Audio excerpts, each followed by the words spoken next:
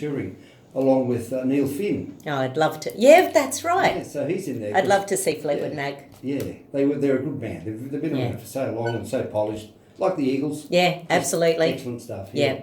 How are you this morning? I'm really well. That's good.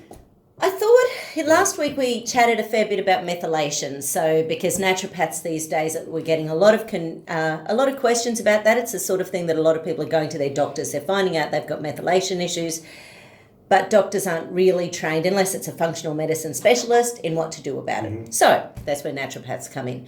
So I thought I'd go one step further this week, because methylation has been linked to things like stress and bipolar disease and schizophrenia and dementia and lots and lots of stuff.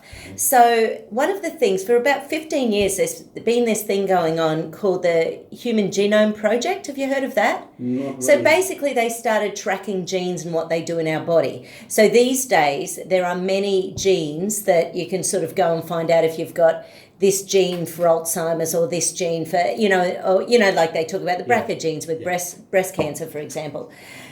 But there's a lot more to genes than what we think. Just because you have a gene doesn't mean you necessarily express it. So I sort of thought maybe we'd delve a little bit into genes and DNA and chromosomes, just a little bit, not too much, because I know people get confused about this sort of thing. And hey, it's a huge topic and the science out there is quite massive, so people can get really lost in stuff. What I might get you to do is just explain to the people who weren't listening maybe last week, methylation. So there's this MTHFR gene, and basically when people don't have it, they can't convert certain nutrients into other nutrients. So there have been studies, for example, where it shows that folate is one of the links to, say, miscarriages and infertility and stuff. Right. Now, folate is an inactive form of B9, so you have to convert it in the body to make it into folic acid and then into a much longer name, where it's the activated form of B9. If you have a methylation issue, you can't convert inactive forms of B vitamins, for example, into activated forms. So now this seems like a really basic thing, but if we were going back 10,000 years ago, when all we were doing was drinking water and eating food straight off the bushes and eating animals that were straight off out of the wild, it wouldn't have been a problem, because nothing had been mutated. We hadn't genetically changed anything. We weren't having the stress of things like junk food and sugar and coffee and alcohol and that sort of thing. So you can imagine it was simpler and easier to digest, and the nutrients simply were just the nutrients we were digesting. It's a whole different ball game these days, where for everything we do, that's fun and enjoyable, there's a bit of a change that can happen in our body. So going back, in 1953, I think, they started to look at DNA.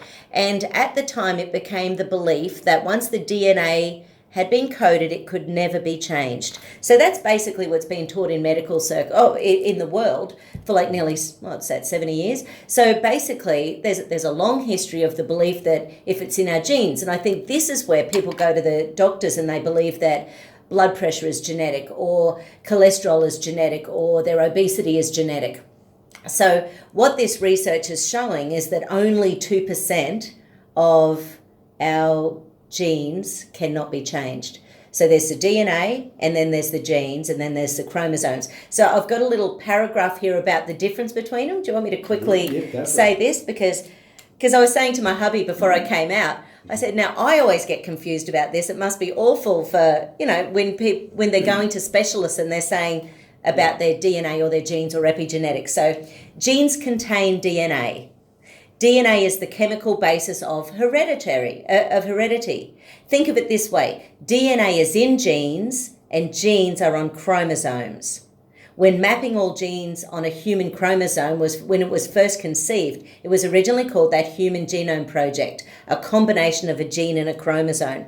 So now in the last 15 years, there's this new term that's been brought out, which is epigenetics. And that is the way that our environment, our lifestyle, our thoughts, our emotions, how they impact on our genes. So we can now switch genes on and off. So good genes and bad genes, and this is the problem. The more negative, if you think of it, you sort of have your whole body, what is whizzing through our bloodstream, what's whizzing through our mind, That's like the soil that's feeding our genes. So do we have good soil or not so good soil? So in naturopathic terminology, at least, we're talking about the sort of things that we can do on a daily basis that really help to have that impact. If we're someone who's anxious and nervous, if we start getting into panic and anxiety, that is actually having an effect on our genes. Part of why I was thinking about this on one late night radio show, I think it was the ABC this week, they were talking to a specialist who's just done a huge research looking at people who had childhood abuse and how that's impacted on cancer, stroke, heart disease down the track. And they're now finding that on average, people who have not dealt with these stresses, because it's, once again, you can switch these genes on and off. So if you've been traumatized, abused, raped, whatever, and you've actually activated a whole bunch of stress circuitry in your body, which may then activate dodgy genes or genes that may be leading to ill health, blood pressure, high cholesterol, cancer, Alzheimer's, dementia. There is a lot we can do these days, and this is really coming through in a lot of study, which is fabulous, that it can start to be changed. Now, it's going to take a long time for this research to get out to the general populace, because that's not the way most therapists are taught. So therefore, it's going to, and I heard a statistic once, on average for a change within the medical system, we need 2,000 double-blind placebo studies, basically saying the same thing. So, I'm sure you hear, and I know I often quote, there can be a study in Norway and a study in Japan and a study in the US, but then Australia goes, well, we want our own study, which is fine. We're different human beings and different species. But it's like everyone seems to be having to put this massive amount of study into things before the belief actually hits home. And then it has to be proven over and over and over again. But this is something that has been proved at this stage. So it's... Yeah, you've only got to turn on television on their breakfast shows, and there's a study, as you say, every day that they involve another study. Yes. And bring another one into the fold. Yeah. And I think popular things like chocolate and sugar and fats, I think there will always be researchers out there trying to prove that sugar is good for us, because hey, no one wants to take sugar out of their diet. The people who do, they're considered strange and weird, but so many people do it and feel better in so many ways of their life.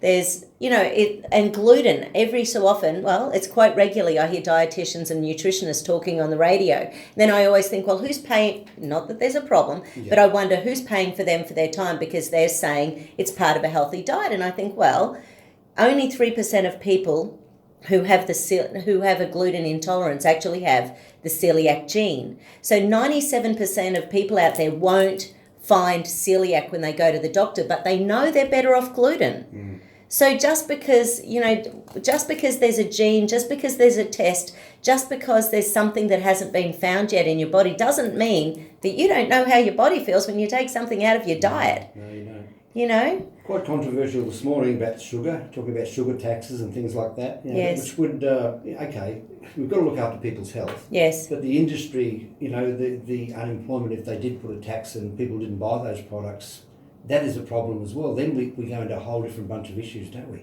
Well, I suppose it's about farmers starting to learn to grow something else as well eventually, because let's face it, if the demand isn't there, they will simply grow something else. Farmers are clever boys, so they're on the land. I had a client who was a farmer, well, for many, many, many years. Funnily enough, well, not funny, but he has Parkinson's disease now because of the chemicals that he breathed in for 45 years on the farm. So, but he went into organic farming about, probably 15 years ago. They started swapping over they started doing organic soy and organic sugar. And for a few years they were, really making a go of that. But it's expensive for farmers to do that. It's a 7-year process you have to make sure the soil's clean and, the whole kit and caboodle. It's a process. It's not an easy, cheap thing to do. There's always got to be change, hasn't there? There does. And I think this is the thing. If people are looking at the DNA, because this is the problem, if we start developing DNA issues within ourselves or our epigenetics are affecting our genes, we can absolutely bring that through to our offspring. And I think that's the thing that people are realising, and I'm sure you've heard these stats, our children are not getting healthier. No. There's no it's and children are getting more and more issues these days. So when we're thinking about, well, what are we doing and how are we impacting on our children with our diets? Like even just that statistic of, well, there's a particular fast food outlet that if you eat that particular food 3 times a week, it increases your risk of cancer by 8 times. So that is just massive. And when I looked at that study, because they did it with I think that was in America. When I looked at that study, I think, well, is that the type of person who's choosing, to eat junk food 3 times a week, for example? So is that person also smoking? Are they also doing alcohol? Are they also not exercising? Do they get enough sunshine? Do they get enough fresh air?